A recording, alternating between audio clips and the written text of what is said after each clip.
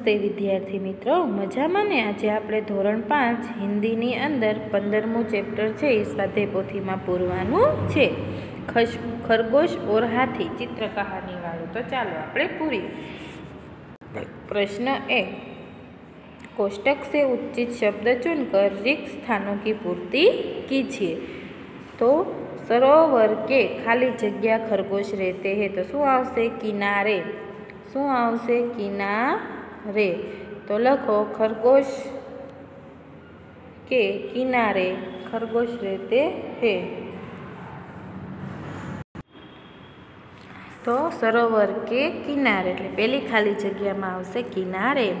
खरगोश के खाली जगह जमीन के अंदर थे, तो शू? बिल। तो बीजी खाली जग्याમાં આવશે बिल। जंगल में हाथियों का खाली जगह आया, तो के झुंड। जंगल में हाथियों का झुंड आया। कुछ हाथी थे, तो शरारती। खाली जग्याમાં શું આવશે? शरारती। 5वीं खाली जगह, हाथी के खाली जगह से बहुत प्यार करते हैं, तो के पानी। 5वीं खाली जग्याમાં આવશે શું આવશે? पानी। પછી 6ठी खाली जगह, हाथी सरोवर के किनारे मिट्टी में लौट रहे थे, तो आवશે मिट्टी अला लौट। खरगोश के नरम मिट्टी में अपने, तो शू आवશે? घर। अपने घर बनाए है। हवे आवे छे प्रश्न 2। प्रश्न के उत्तर विकल्प में से चुनकर लिखिए। तो अत्यार तमे टिक करी नाखजो, पछी अहींया लखी नाखजो। पूर्णमासी का चांद कैसा होता है? तो के गोल। खरगोशों के बिल कहाँ थे? सरोवर के किनारे। तालाब में क्या दिखाई दे रहा है? चांद। चंदा मामा से माफ़ी कौन मांग रहा है? हाथियों का सरदार। चांद के भांजे कौन हैं? खरगोश। चंदा मामा रात को कहाँ आते हैं? सरोवर में।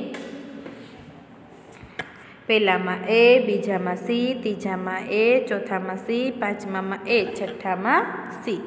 हवे प्रश्न 3।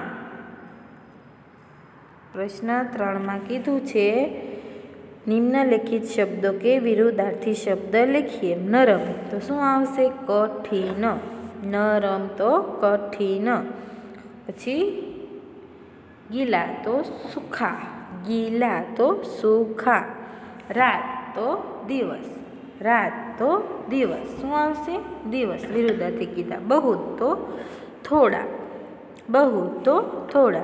प्रसन्न, अप्रसन्न। प्रसन्न, अप्रसन्न। नाराज तो खुश अथवा प्रसन्न। खुश अथवा प्रसन्न। हवे छे प्रश्न 4। निम्नलिखित मुहावरे के अर्थ लिखकर वाक्य में प्रयोग कीजिए। फूला न समाना, तो के अंत्यत खुश होना। शू आवशे? अंत्यत खुश होना। तो लखो अंत्यत खुश होना। लख्યું બધાએ? अंत्यत खुश होना। वाक्य बनावो। मोनाली स्कूल में प्रथम नंबर आई। मोनाली स्कूल में प्रथम नंबर आई, इसलिए वह फूली न समाई। इसलिए वह फूली न समाई।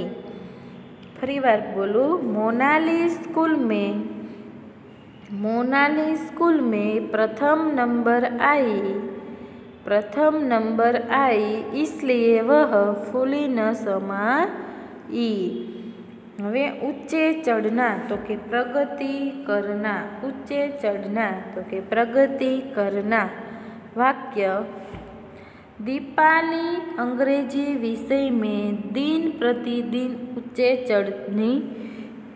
चढ़ना चाहती है। दीपाली अंग्रेजी विषय में दिन प्रतिदिन ऊंचे चढ़ना चाहती है। तीजू अभिवाद करना, तो के सत्कार करना। अभिवाद करना, सत्कार करना। एमां छे आयुषी ने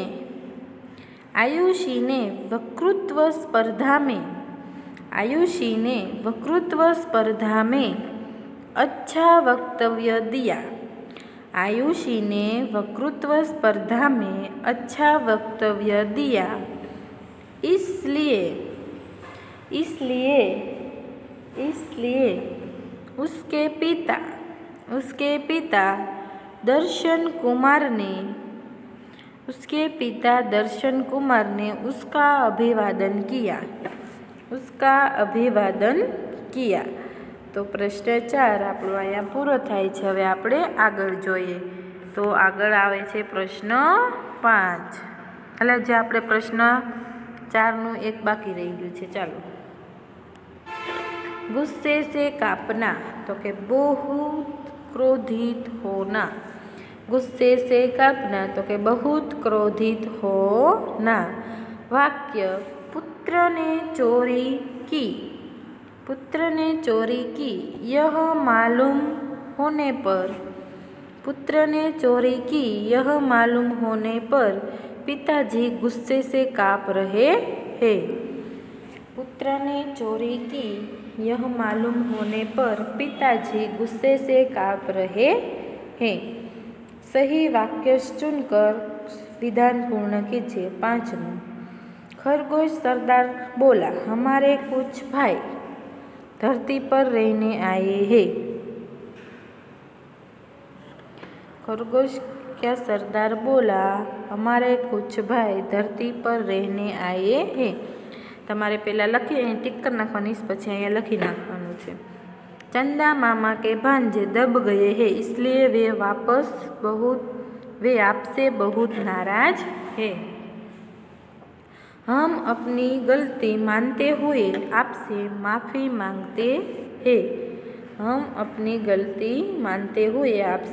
मांगते हैं। हाथियों का सरदार बोला, हम अभी दूसरे जंगल में चले जाते हैं। 5वां, अब ऐसा काम नहीं करेंगे जिससे दूसरों को तकलीफ हो। હવે પ્રશ્ન 6 આવે છે। પ્રશ્ન 6 કીધું છે, निम्नलिखित प्रश्नों के उत्तर लिखिए। हाथी कैसे नहाते हैं?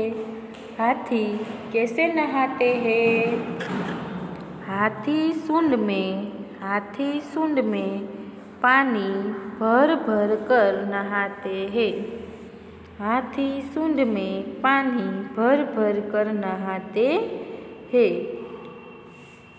बीजू, चंदा मामा क्यों नाराज है? हाथियों के कारण कुछ खरगोश दब गए थे। हाथियों के कारण कुछ खरगोश दब गए थे। इसलिए चंदा मामा नाराज है। खरगोश क्यों दुखी थे? तो के सरोवर में, नाना अक्षर का जो जवाब बहुत मोटो है। सरोवर के किनारे गीली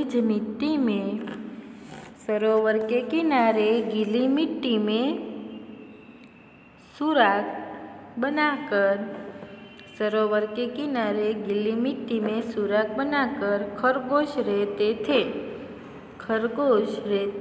थे। हाथी सरोवर में नहाकर मिट्टी में लोट लगाते थे। हाथी सरोवर में नहाकर मिट्टी में लोट लगाते थे। इससे कई खरगोश परिवार दबकर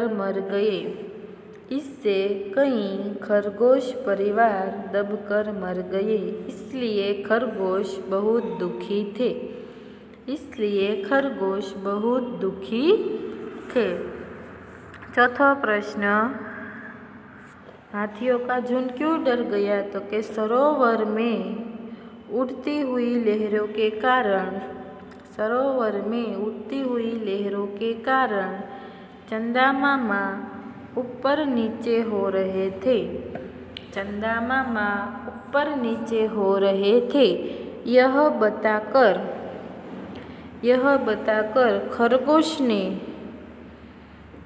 बताकर खरगोश ने हाथियों को समझाया कि चंदा मामा गुस्से से काँप रहे हैं।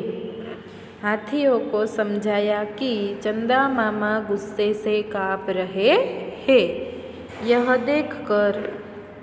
देखकर हाथियों का झुंड डर गया। यह देखकर हाथियों का झुंड डर गया। હવે છે પ્રશ્ન 7। પ્રશ્ન 7માં શું કીધું છે? નિમ્નલિખિત વાક્યો કો ગુજરાતી में अनुवाद कीजिए। આપણને વાક્ય આપેલા છે એનું આપણે ગુજરાતી કરવાનું છે। તો બધાને ગુજરાતી કરતા આવડે છે ને? તો ચાલો આપણે પહેલાં વાક્યનું ગુજરાતી કરીએ। સરોવર કે કિનારે ગીલી જમીન थी। તો લોકો સરોવરના કિનારે ભીની જમીન હતી। સરોવરના કિનારે ભીની જમીન હતી। બીજું, હમ ચાંદ કે ભાંજે હે। તો અમે ચંદ્રના ભાણે છીએ। અમે ચંદ્રના ભાણે જ છીએ। हाथियों के झुंड में कुछ शरारती हाथी थे। तो हाथियों टोळाમાં કેટલાક તોફાની હાથી હતા। કેટલાક તોફાની હાથી હતા। हाथी पानी से बहुत प्यार करते हैं। तो हाथी पाણીને ખૂબ જ પ્યાર કરે છે। હાથી પાણીને ખૂબ જ પ્યાર કરે છે। તો પ્રશ્ન 7 પણ આપણો અહીંયા પૂરો થઈ ગયો। આપણો લેક્ચર હવે આપણે અહીંયા પૂરા કરીએ છીએ। હોમવર્કમાં તમારે પ્રશ્ન 5, 6 અને 7 એકવાર રફ નોટમાં લખી વોટ્સઅપ નંબર ઉપર સેન્ડ કરી દેવાનું રહેશે। ફરી મળીશું આવતા લેક્ચરમાં। ત્યારે 15મો પાઠ અધૂરો છે એ પૂરો કરશું અને 16મો પાઠ। તો ચાલો ફરી મળીશું આવતા લેક્ચરમાં। ત્યાં સુધી આવજો।